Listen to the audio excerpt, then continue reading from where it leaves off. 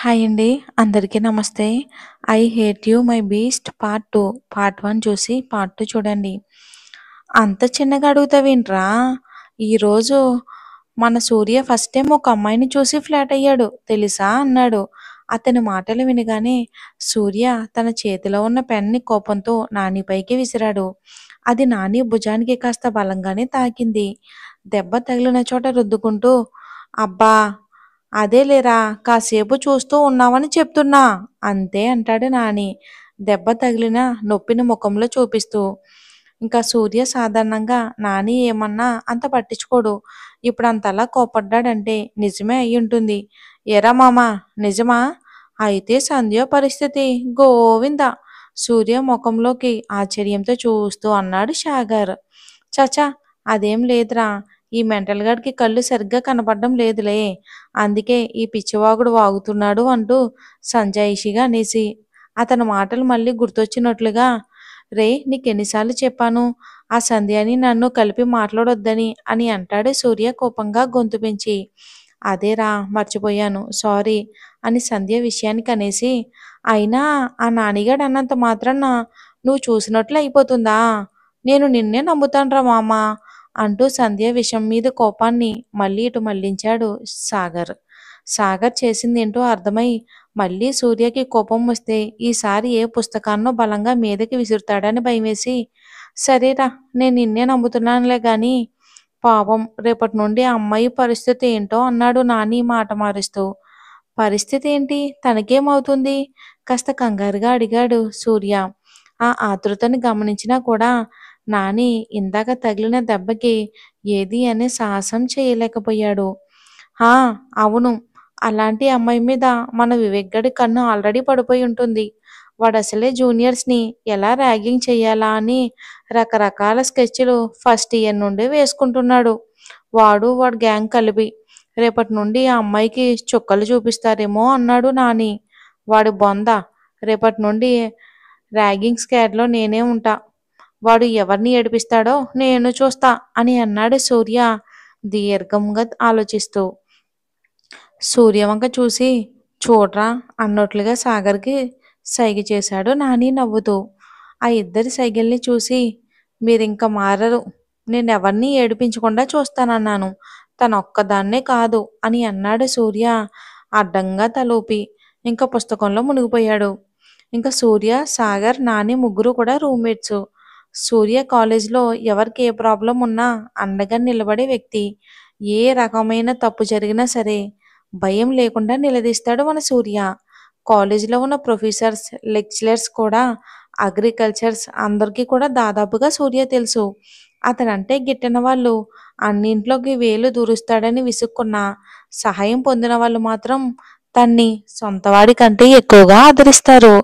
సూర్యకి school days నుండి కూడా ఏ అమ్మాయిపై అంతగా క్రష్ లేదు. కాస్త చామంచాయిగా ఉన్నా కూడా సూర్య చేసే పనులు, అతని యాటిట్యూడ్‌కి చాలామంది అమ్మాయిలు అతన్ని ఇష్టపడేవారు. అలా కాలేజీలో అతనంటే పడి చచ్చే అమ్మాయే సంధ్య. తనకి సూర్య అంటే చాలా ఇష్టం. డైరెక్ట్‌గా ప్రపోజ్ చేయకపోయినా కాలేజీలో ఉన్న వాళ్ళందరికీ దాదాపుగా ఈ విషయం తెలుసు. కానీ సూర్య మాత్రం సంధ్యను ఇప్పటివరకు కనీసం సరిగ్గా చూడను కూడా చూడలేదెప్పుడు. తనకి ఇంట్రెస్ట్ లేదని చాలా రకాలుగా ఆమెకి తెలిసేలా చేశాడు సూర్య. ఇక ఆ విషయం తెలిసినప్పటికీ సంధ్య మాత్రం తన ప్రేమని ఎప్పుడూ చంపుకోలేదు. ఏదో ఒకరోజు అతనికి కూడా ఆమె మీద ప్రేమ పుడుతుందని ఆమె నమ్మకం. వివేక్ సూర్య బ్యాచ్ స్టూడెంటే. ఎందుకో కానీ సూర్యకి అతనికి ఎప్పుడు కూడా పడదు. మొదట్లో కాస్త స్నేహంగానే మెలిగినా ఇప్పుడు మాత్రం వివేక్‌కి సూర్య అంటే ద్వేషం. సూర్య ఏమంటే దానికి రివర్స్‌గా మాట్లాడడమే ధ్యేయం అన్నట్లుగా ప్రవర్తిస్తూ ఉంటాడు వివేక్. వివేక్ ఎమ్మెల్యే కొడుకు కావడంతో అతనికి పలుకుబడి కొంచెం ఎక్కువే. బాగా ధనవంతుడు.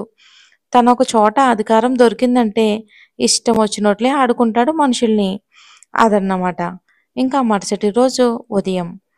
ఈరోజు కాలేజ్‌కి ఫస్ట్ డేనే. అలా బామ్మలా తయారవ్వకే.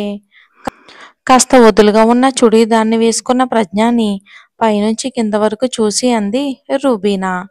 ఆమె మాటలతో తనని తను చూసుకుని, నిజంగానే బామ్మలా ఉన్నానంటావా?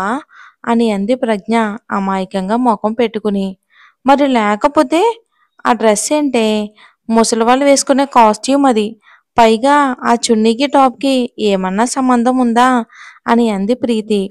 సరే అని వాళ్ళ మాటలతో కాలేజ్‌కి టైం అవుతుందన్న తొందరలో ఏం వేసుకోవాలో తెలియక గాబరా పడుతూ తన బట్టల్లో తల దూర్చి కంగారుగా వెతుకుతుంది ప్రజ్ఞ. ఆమె వెతుకులాట చూసి తన బట్టల్లో ఒకదాన్ని తీసి, ఇదిగోవే ఇది వేసుకో, నీకు చాలా బాగుంటుంది అని అంటూ ఒక లేత బంగారు రంగులో ఉన్న టాపు, వైట్ లెగ్గిన్ని ఇచ్చింది ప్రీతి ప్రజ్ఞకి. ఇంకలా రెడీ అయ్యి కాలేజ్‌కి బయలుదేరారు ముగ్గురు. కాలేజ్‌కి, హాస్టల్‌కి ఎక్కువ దూరం లేకపోవటంతో బస్సు ఉన్నప్పటికీ కూడా కొత్త గనక నడిచే వెళ్తారు జూనియర్స్ అందరూ.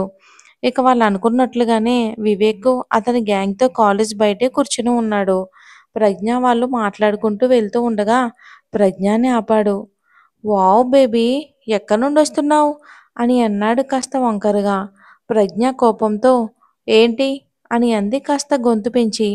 ఆమె మాటతో వివేక్ స్పందించకముందే అతని వెనుకున్న స్నేహితులు ముందుకు వచ్చి సీనియర్స్ ఇక్కడ రెస్పెక్ట్ ఇవ్వాలి అర్థమైందా? అని గంభీరంగా అన్నాడు. వాళ్ళ మాటలకు ప్రజ్ఞకి, ఆమె స్నేహితులకి భయమేసి కాస్త వెనక్కి జరిగారు మెల్లగా. ఏంటి సార్? అని అడగాలి. అర్థమైందా? అని అన్నాడు వివేక్ స్నేహితుడు వంశీ. ఆమెకేం చేయాలో అర్థం కాలేదు. ఒకవేళ ఏమైనా గట్టిగా అందామంటే సీనియర్స్ అంటున్నారు అని. ఇంక బిక్కమొహం వేసుకుని అలానే చూస్తూ ఉండిపోయారు. ఇంక ప్రీతి, రుబీనా గుడకలు మింగుతూ చూస్తూ నిలబడ్డారు. సార్ మమ్మల్ని వెళ్ళనీయండి అని అంది ప్రజ్ఞ వణుకుతున్న గొంతుతో. హా! ఆ రెస్పెక్ట్ ముందే ఉండాలమ్మా. ఇప్పుడు ఉన్న ప్రయోజనం లేదు అంటూ వికృతంగా నవ్వాడు వివేక్. అప్పటికే చుట్టూ ఉన్న విద్యార్థులు అటుగానే చూస్తూ వెళ్ళారు. ఇంక ప్రజ్ఞతో పాటు ప్రీతి, రుబీనాలకి కాళ్ళు చేతులు కూడా వణకడం మొదలయ్యాయి. ఇంక సరిగ్గా అదే సమయానికి అతని స్నేహితులతో పాటుగా అక్కడికి వచ్చాడు సూర్య. సూర్యాన్ని చూసిన వివేక్, అతడి స్నేహితులు వాళ్ళక్కడే నిలబడిపోయారేంటి? రే వివేక్! ఇప్పుడు వీడు దీన్ని కాపాడడానికి వచ్చుంటాడు ఖచ్చితంగా. దీన్ని కాపాడి అమ్మాయిల ముందు ఏదో పెద్ద హీరోలా ఫోజ్ కొట్టడానికి ఒక్క ఛాన్స్ కూడా వదలడు వీడు. ఈసారి మాత్రం వీడి పొగరు ఖచ్చితంగా అణిచెయ్యాలి. నువ్వసలు తగ్గొద్దురా అని అన్నాడు అతడి స్నేహితుడు వంశీ అతని చెవిలో గుసగుసగా. రే మామ! ఈ ఎదవ మన అనుకున్నట్లే పాపం తనని ఏడిపిస్తున్నాడు. ఎలాగైనా నువ్వు ఈ యాంటీ ర్యాగింగ్ స్క్వాడ్‌లో మెంబర్‌వి కాబట్టి నువ్వేం చేసినా కరెక్టే అవుతుంది. ఇక వాడిని ఒక్క తన్ను తన్నరా దెబ్బకి కాలేజ్ అవతల పడాలి. సూర్య చెవిలో గుసగుసగా అన్నాడు నాని. ఇక ఇటువైపు వీళ్ళు, అటువైపు వాళ్ళు మౌన యుద్ధం చేస్తూ ఉండగానే ఆ ప్రాంతమంతా కూడా కాసేపు నిశ్శబ్దంగా మారిపోయింది. ఆ నిశ్శబ్దాన్ని బద్దలు కొడుతూ రే వివేక్! నువ్వు నువ్వు చేసే పనులు నాకు చాలా చిరాకురా. కానీ ఇప్పుడు మాత్రం నువ్వు మంచి పని చేస్తున్నావు. నిన్నది నాతో చేసిన ఓవరాక్షన్‌కి నేనే ర్యాగింగ్ పేరుతో బుద్ధి చెప్దాం అనుకున్నా. ఇక నా బదులు నేను చెయ్యాలనుకున్న పనిని నువ్వే చేస్తున్నావు. ఇంకా నయం ఆ అమ్మాయిని వదిలిపెట్టి బిల్డప్‌తో హీరో అయ్యే ప్లాన్‌లు ఏమైనా వేస్తావేమోనని అనుకున్నానురా. గుడ్ వెరీ గుడ్ క్యారియన్ అని అన్నాడు సూర్య ఎంతో మామూలుగా.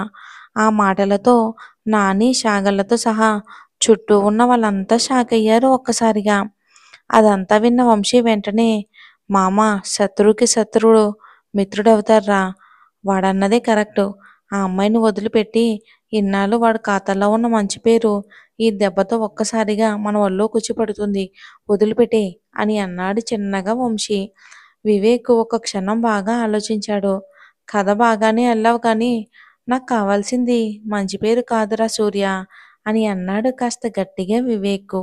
దాంతో సూర్య నిన్ను నమ్మించాల్సిన అవసరం నాకు లేదులే కానీ నువ్వు చెయ్యాలనుకున్నది అదే ఆ అమ్మాయిని ర్యాగింగ్ చెయ్యి. నేను చూసి ఆనందిస్తా. నమ్మకపోతే నాకే వదిలేయ్. తనని నేను ర్యాగింగ్ చేసుకుంటా అని అన్నాడు సూర్య ఏ తడబాటు లేకుండా. ఇక అతనికి ఏ అనుమానం కూడా రాకుండా. ఇదంతా వింటున్న సూర్య స్నేహితుడికి మాత్రం ఏమీ అర్థం అవ్వలేదు. ఎప్పుడూ ర్యాగింగ్‌కి వ్యతిరేకంగా పోరాడే సూర్య ఒక అమ్మాయిని ర్యాగింగ్ చేయటమా?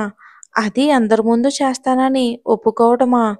వాళ్ళు చెవులను వాళ్ళే నమ్మలేకపోయారు. వివేక్‌కి కూడా నమ్మకం కుదరడం కాస్త కష్టంగానే ఉంది మరి. ఎందుకంటే అతనికి సూర్య గురించి బాగా తెలుసు.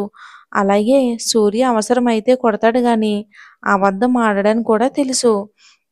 ఇక బాగా ఆలోచించి గాఢంగా ఊపిరి వదిలి ప్రజ్ఞ వైపు తిరిగాడు. ఒక్కసారిగా బిత్తరపోయి చూసింది ఆమె. "వాడు నిన్ను నిజంగానే ఏడిపించాడా?" అని అడిగాడు వివేక్. ఆమెకేం చెప్పాలో అర్థం కాలేదు. నీళ్లు నములుతూ నిలబడింది. అదంతా చూస్తున్న సూర్య, "అయ్యో! ఈ అమ్మాయి ఇప్పుడు ఇదంతా అబద్ధమని చెప్తే కథ మళ్ళీ మొదటికొస్తుంది" అంటూ మనసులోనే అనుకుని, "ఏయ్! నిన్న జరిగింది అందరికీ చెప్పావో మర్యాదగా ఉండదు చెప్తున్నా" అని అన్నాడు గొంతు పెంచి హెచ్చరిస్తూ సూర్య. ఇక ఆ ఒక్క మాటతో వివేక్‌కి నమ్మకం, ప్రజ్ఞకి స్పష్టత ఒకేసారి వచ్చేశాయి. "నీకేం భయం లేదు. నిజం చెప్పు" అన్నాడు వివేక్ మళ్ళీ ప్రజ్ఞతో. "హా! అవును సార్. ఇతను నిన్న నన్ను చాలా ఏడిపించాడు. కావాలంటే చూడండి. ఇతను నన్ను తోసినప్పుడు నాకిక్కడే దెబ్బ కూడా తాకింది" అని నిన్న సిద్ధూకి తగిలి పడిపోయినప్పుడు మోచేతికి తగిలిన గాయాన్ని చూపించి ఏడుపు ముఖంతో ప్రజ్ఞ పెర్ఫార్మెన్స్ చూశాక సూర్య స్నేహితులు తలల్లో గిర్రున తిరిగిపోయాయి. సూర్య కూడా ఒకంత షాకయ్యాడు. వామ్మో! ఈ అమ్మాయి కనిపిస్తున్నంత అమాయకురాలు కాదు అనుకున్నాడు. మనసులోనే చిన్నగా నవ్వుకుని సూర్య. అదంతా చూసిన నానికి పిచ్చి పట్టినట్లు అయ్యింది. "రే మామా! ఆ అమ్మాయి సాక్ష్యాలు కూడా చూపిస్తుంది. ఇదంతా నిజమేనా?" అని అడిగాడు సూర్య చెవిలో గుసగుసగా. "ష్" అని అన్నాడు సూర్య కామ్‌గా ఉండమని సైగ చేస్తూ. ఇంక ప్రజ్ఞ మాటలతో వివేక్ పూర్తిగా నమ్మాడు. "ఏయ్! చెప్పొద్దంటే చెప్పేశావే నిన్ను" అంటూ పొల్లు కొరుకుతూ కోపంగా ప్రజ్ఞ వైపు చూశాడు సూర్య. వివేక్ సూర్యకి ఎదురుగా వెళ్ళి మధ్యలోనే అతన్ని ఆపేశాడు. "నువ్వు లోపలికి వెళ్ళు" అని అన్నాడు ప్రజ్ఞని చూసి. ఇంక ప్రజ్ఞ సూర్య వైపు చూసింది. వెళ్ళమన్నట్టు కళ్ళతోనే సైగ చేశాడు సూర్య. ప్రజ్ఞ తన స్నేహితులతో కలిసి కాలేజ్ వైపుగా వెళ్ళింది. "ప్రజ్ఞ, ఇంత జరిగినా మాతో మాట కూడా చెప్పలేదు కదా నువ్వు? మమ్మల్ని అసలు ఫ్రెండ్స్ లాగా ఫీల్ అవ్వడమే లేదు కదా నువ్వు" అని అంది ప్రీతి బుంగమూతి పెట్టి. ఆమె మాటలకు వత్తాసు పలుకుతూ ముఖం తిప్పుకుంది రుబీనా. "ఏయ్! అలాంటిదేదైనా జరిగితే మీకు చెప్పకుండా ఎందుకుంటానే? అదంతా అబద్ధం" అని అంది ఆమె తాపీగా నవ్వుతూ. ఆమె మాటలతో "ఏంటి?" అని దీర్ఘం తీస్తూ గట్టిగా అనేసి అక్కడే ఆగిపోయారు ఇద్దరూ షాక్‌తో. 2 అడుగులు ముందుకు వేసిన ప్రజ్ఞ వాళ్ళు పక్కన లేకపోవటం చూసి మళ్ళీ వెనక్కొచ్చింది. "అవును డియర్స్, అబద్ధమేనే. అతను నన్ను ఏడిపించలేదు సరికదా! అతన్ని నేను చూడడం కూడా ఇదే మొదటిసారి" అని అంది. ఇంక వాళ్ళ షాక్‌తో కళ్ళు పెద్దవి చేసి మళ్ళీ నోళ్ళు తెరిచారు. "ఏంటే నువ్వనేది? మరక్కడ వేరే లెవెల్‌లో యాక్ట్ చేశారు ఇద్దరు" అని అంది రుబీనా. "ఏమో అతని మాటలను బట్టి నేను తన్ని ఫాలో అయిపోయా అంతే" అంది నింపాదిగా ప్రజ్ఞ. "నిజమే అన్నంతగా బాగా నటించారు కదే ఇద్దరూ. పర్వాలేదు మీరిద్దరూ సినిమాల్లో కూడా నటించొచ్చు" అని అంది ప్రీతి నవ్వుతూ. "అది సరే కానీ ఈ విషయం ఎక్కడా బయట పెట్టకండి. అతని మాటల్ని బట్టి ఇలా వాడు అనుకున్నంత వరకే మనం సేఫు. అర్థమైందా?" అని అంది ప్రజ్ఞ. ఇంక సరేనంటూ క్లాస్ వైపుకు నడిచారు ఇద్దరూ ప్రజ్ఞతో పాటుగా. ఇక తర్వాత రోజు సాయంత్రం హాస్టల్లో "ప్రజ్ఞ, మీ అమ్మమ్మ కాల్ చేస్తుంది ఇదిగో" అని ఫోన్ ప్రజ్ఞ చేతికిచ్చి తన బట్టల్ని బకెట్లో వేసింది రుబీనా. ప్రజ్ఞ ఫోన్ తీసుకుని మాట్లాడడం మొదలుపెట్టింది. ప్రీతి తన బెడ్పై పడుకుని సండే బుక్ చదువుతుంది. ఇక "ఆ! హలో! అప్పుడే కాలేజ్ అయిపోయిందనే ఇంత త్వరగా కాల్ చేశావు. అసలేమైనా చదువుతున్నావా లేక ఊరుకునే కాలేజ్‌కి, ఇంటికి తిరుగుతున్నావా?" అని అంది ప్రజ్ఞ ఫోన్‌లోనే. అది విని రుబీనా, ప్రీతి ఒకరి ముఖం ఒకరు చూసుకుని నవ్వడం మొదలుపెట్టారు. వాళ్ళ నవ్వులు విన్న ప్రజ్ఞ, "నేను నీతో తర్వాత మాట్లాడతానే. అది సరే కానీ గ్రీన్ కలర్ టాపేగా తీసుకొస్తానులే" అని అంది ఫోన్ పెట్టేస్తూ. అది విన్న రుబీనా, ప్రీతి కూడా ఇంకా ఎక్కువ నవ్వడం మొదలుపెట్టారు. "ఏ ఏమైందే ఇంతలా నవ్వుతున్నారు?" అని అడిగింది ప్రజ్ఞ వాళ్ళ నవ్వులు అర్థం కాక. "మేం అమ్మమ్మని ఊహించుకుంటూ విన్నాం. నువ్వు ఆ అమ్మాయితో మాట్లాడినట్టు మాట్లాడ్డావు. అందుకే" అని అంది ప్రీతి నవ్వుతూ. "ఆపండే ఈడియట్స్. మాట్లాడింది మా చెల్లి. తన మొబైల్‌లో ఛార్జింగ్ లేదని అమ్మమ్మ మొబైల్ నుండి చేసింది. అంతే" అని అంది మూతి తిప్పుతూ. ఓహో! అలానా! మేం అమ్మమ్మే గ్రీన్ టాప్ అడిగిందేమో అనుకున్నాం అని మళ్ళీ నవ్వడం మొదలుపెట్టారు. ఏయ్! ఇక ఊరుకోండే అని అంది ప్రజ్ఞ కోపాన్ని నటిస్తూ. కాసేపటికి ఇద్దరూ సైలెంట్ అయిపోయారు. ఇంతకీ మీ పేరెంట్స్ ఏం చేస్తుంటారే? అని అడిగింది రుబీనా ప్రజ్ఞ వంక చూసి. అది విన్న ఆమె మొఖం ఒక్కసారిగా డీలా పడిపోయింది. నాకెవ్వరూ లేరు. అమ్మమ్మ, చెల్లి తప్ప అని అంది బెడ్ మీద నిస్సహాయితగా కూర్చుని, దీనంగా కిందకి చూస్తూ బాధగా. అది చూసిన రుబీనా, ప్రీతి ఏ ప్రజ్ఞ ఏమైందే ఇంత డల్ అయిపోయావు అని అన్నారు ఆమె దగ్గరికి పరిగెత్తి. మా పేరెంట్స్ నేను ఎయిత్ క్లాస్లో చదువుతున్నప్పుడే చనిపోయారు. వాళ్ళతో పాటు నా కన్నవాళ్ళ ప్రేమ మీదున్న నమ్మకాన్ని కూడా చంపేశారే అని అంది ప్రజ్ఞ కళ్ళల్లో నీళ్లు నిండుతూ ఉండగా. అదేంటే అలా అంటున్నావు? నీ నమ్మకాన్ని చంపడం ఏంటి? ఊరుకో ముందు అని అంది ప్రీతి ప్రజ్ఞ తలని హత్తుకుని. ప్రజ్ఞ లేచి కళ్ళు తుడుచుకుని ఏం లేదే నన్ను వదిలి వెళ్ళిపోయారు కదా అందుకని అలా అన్నాను అని అంది బలవంతంగా తెచ్చుకుంటున్న చిరునవ్వుతో. వాళ్ళు లేకపోతే ఏంటే నీకు మేమున్నాంగా నన్ను మమ్మీ దాని డాడీ అనుకో అని అంది రుబీనా ప్రజ్ఞ వైపుకు తిరిగి నవ్వుతూ.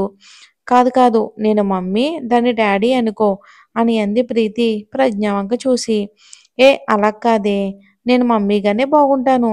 నువ్వు ఆల్రెడీ అబ్బాయిలాగానే ఉంటావు కాబట్టి నువ్వు డాడీలో ఫిక్స్ అయిపో అని అంది రుబీనా కన్నుగీటి. ఆ మాటతో కోపంగా ఏయ్ నన్నే అంత మాట అంటావే రాక్షసి ఉండు నీ పని చెప్తానంటూ రుబీనా వెనక పరిగెత్తింది ప్రీతి. వాళ్ళని అలా చూస్తూ తన బాధ అంతా మర్చిపోయి బల్లున నవ్వేసింది ప్రజ్ఞ. ఇంకది క్యాంటీన్లో టేబుల్ ముందు సూర్య ఎదురుగా కూర్చుని అతన్ని చంపేద్దాం అన్నట్లుగా చూస్తున్న సాగర్ నానిలకు ఇదంతా అబద్ధమని నమ్మించడానికి సూర్య తల ప్రాణం తాక్కొచ్చింది. అంతా మళ్ళీ నమ్మినట్లే నమ్మి సరేరా ఇదంతా ఓకే గాని నువ్వు వివేక్ గారిని కొట్టి ఆ అమ్మాయిని కాపాడితే అయిపోయేదిగా కమల్ హాసన్లా అంత నటించడం ఎందుకు అని అన్నాడు సాగర్ చివరి సందేహంగా. ఆ అవును ఎందుకురా అంత డ్రామా చేశావు వాడికి నీకు ఇంతకు ముందు కూడా ఎన్నో గొడవలు జరిగాయి వాణ్ణి నువ్వు చాలాసార్లు కొట్టావు కదా ఇప్పుడు అలా చేస్తే అయిపోయేది కదరా అని అడిగాడు నాని కూడా. రేయ్ వాడు గురించి మనకు తెలిసిందే కదా నేను నో అంటే వాడు ఎస్ అంటాడు నేను ఎస్ అంటే వాడు నో అనే రకం నేను ఆ అమ్మాయిని కాపాడాలని చూశానో ఖచ్చితంగా వాడు ఆ అమ్మాయిని వదలడు ఒకవేళ ఇప్పుడు వదిలినా నేను అజాగ్రత్తగా ఉన్నప్పుడు నా మీద కోపం ఖచ్చితంగా తన మీద తీర్చుకుంటాడు నేను లేని టైంలో వేరే విషయాల్లో అయితే ఓకే గాని ఆ అమ్మాయితో ముడిపడి ఉన్న విషయం ఆవేశంతో డీల్ చేయటం మంచిది కాదు అనిపించిందిరా నాకు అని అన్నాడు ఇంకా దీర్ఘంగా ఆలోచిస్తూ. అతని మాటలు విన్నాక "హ్మ్, సరేరా నువ్వు చెప్పింది కూడా నిజమే మంచి పని చేసావు కానీ వాడికి ఇదంతా అబద్ధమని తెలిస్తే ఏంట్రా పరిస్థితి అని అన్నాడు సాగర్. అలా అవ్వకుండా మీరే చూసుకోవాలి కొన్ని మంత్స్ వరకు వాడికి తెలియకపోతే చాలు తర్వాత ఆ అమ్మాయికి కూడా కాలేజ్ గురించి కొంచెం అవగాహన వస్తుంది వీడి గురించి కూడా పూర్తిగా తెలుస్తుంది ఇప్పుడున్నంత ప్రాబ్లం అయితే అప్పుడు ఉండదుగా అని అన్నాడు సూర్య. దాంతో వాళ్ళు సరేనంటూ తల ఊపారు ఇద్దరు. ఇంకా మెస్ హాల్లో డిన్నర్ చేస్తున్న ప్రజ్ఞను ఎవరో పిలిచినట్లు వినిపించింది. చుట్టూ చూస్తే ఎవరో పనుల్లో వాళ్ళు ఉన్నారు. భ్రమేమో అనుకుని మళ్ళీ తన పనిలో తను పడిపోయింది. కాసేపటికి పక్క రూమ్లో ఉండే మేఘన వచ్చి ప్రజ్ఞ నిన్ను తినడం అయ్యాక సంధ్య మేడం పైకి రమ్మని చెప్పారు అని అంది. సంధ్య మేడమా ఎందుకు అని ఆశ్చర్యంగా అడిగింది ప్రజ్ఞ. ఆ అమ్మాయి ఏమోనని అంటుండగానే ఈరోజు మనల్ని సేవ్ చేసిన సూర్య సారు ఆమెకి ఇష్టమంట చాలా ఇష్టమంట మన వాళ్ళు మాట్లాడుకుంటే విన్నాను మార్నింగ్ మ్యాటర్ గురించి అడగడానికి నిన్ను రమ్మని ఉంటుంది అని అంది రుబీనా మెల్లగా ప్రజ్ఞ చెవిలో. ఆమె మాటల్లో విషయం అర్థమయ్యింది ప్రజ్ఞకి. సరే నేను తిన్నాక వెళ్తానులే మేఘ నువ్వు వెళ్ళు అని అంది. ఇంక సరేనంటూ వెళ్ళిపోయింది మేఘన. డిన్నర్ అయిపోయింది నేను పైకెళ్ళొస్తానే లేట్ అయితే మీరు నిద్రపోండి అని అంది ప్రజ్ఞ చెప్పులు వేసుకుంటూ. హా బాగానే చెప్పావు గాని నువ్వు వచ్చి అక్కడ ఏం జరిగిందో చెప్పేంత వరకు మాకు నిద్ర ఎలా పడుతుందే తొందరగా వచ్చేయ్ అని అంది ప్రీతి. సరేనంటూ మెట్ల దారి పట్టింది ప్రజ్ఞ. అయితే తను వెళ్ళడం అయితే వెళ్తుందే కానీ ప్రజ్ఞ మనసులో కొంచెం కంగారే మొదలయ్యింది. ఇప్పుడు ఈ సంధ్య అసలు ఆమెను ఎందుకని రమ్మంది? ఉదయం జరిగిన దాని గురించి అడగడానికా? లేక ర్యాగింగ్ చేయడానికా? అయినా సూర్యసాన్ని ఇష్టపడే అమ్మాయి అయితే అతన్నే డైరెక్ట్‌గా అడిగితే అయిపోతుందిగా. ఎలాగో కాంటాక్ట్‌లోనే ఉండి ఉంటారుగా. మరి తనెందుకు నన్ను ప్రత్యేకంగా అడగడం? ఒకవేళ ఇద్దరి మధ్య ఏదైనా గొడవ జరిగి మాట్లాడుకోవటం లేదేమో! అలా మాట్లాడుకోకపోతే మరి ఇప్పుడు సంధ్య ఉదయం జరిగిన విషయం గురించి అడిగితే ఆమె ఏమని చెప్పాలి? ఇక అలా కాసేపటి వరకు ఆలోచించి, సరే నిజమే చెప్పాలని నిర్ణయించుకుంది ప్రజ్ఞ. నిజమని నమ్మక అబద్ధమని తెలిస్తే పర్వాలేదులే కానీ అబద్ధమని ఆమె ఇప్పుడే చెప్పేస్తే తర్వాత నిజమని చెప్పినా ఆమె నమ్మే అవకాశం ఉండదు. ఇక నెమ్మదిగా ఆలోచనలతో ఆమె గది ఎక్కడో కనుక్కొని వెళ్ళింది ప్రజ్ఞ కంగారుగా. మొత్తానికైతే గదికి చేరుకుంది. సంధ్య ఇదిగోనే తనొచ్చింది అని అంది సంధ్య రూమ్మేట్ బ్యూలా డోర్ ముందు నిల్చున్న ప్రజ్ఞని చూసి. స్టడీ టేబుల్ కుర్చీ మీద కూర్చుని నెయిల్ పాలిష్ పెట్టుకుంటున్న సంధ్య తన మాటలతో అటువైపుగా చూసి లోపలికి రమ్మను అంది గంభీరంగా. ఆమె అహంకారపూరితమైన స్వరం వినగానే ప్రజ్ఞకి కాస్త భయమేసింది. మరి ఏమంటుందో, ఏం మాట్లాడుతుందో వచ్చే ఎపిసోడ్‌లో చూద్దాం. మీకు ఆల్రెడీ చెప్పాను కదండీ! నా రవణ స్టోరీ కొంచెం ఇష్యూస్ వల్ల ఆపడం జరిగింది. ఆల్రెడీ మరి జరుగుతుంది. వీలైతే 99% ఇవ్వడానికి నేను ట్రై చేస్తాను. మీరు నన్ను కూడా అర్థం చేసుకోండి. అలానే ఈ స్టోరీని కూడా సపోర్ట్ చేస్తారని మనస్ఫూర్తిగా కోరుకుంటున్నాను. Thanks for watching. మిమ్మల్ని బాధ పెట్టాలని అయితే కాదండి. Please understand.